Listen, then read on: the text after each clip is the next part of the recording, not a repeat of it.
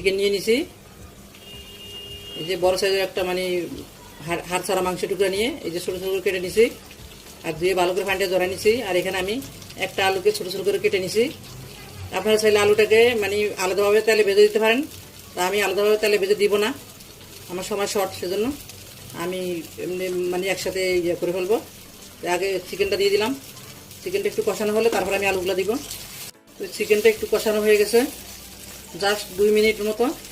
এখন আমি আলুগুলো দিয়ে দিলাম, এই যে আলুগুলো দিয়ে একটু ধীরে ধীরে একটু পানি দিয়ে দিব। 2 মিনিটের জন্য ঢাকনা দিয়ে দিলাম। এই তো চিকেন আর আলু 2 মিনিট কষানো হয়ে গেল।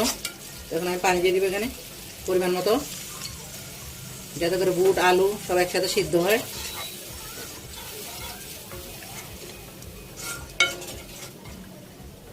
এই তো পানি দিয়ে নেড়ে সেরে আমি ঢাকা দিয়ে দিলাম। এই তো 5 মিনিটের মতো কষিয়ে নেওয়া হয়ে গেল।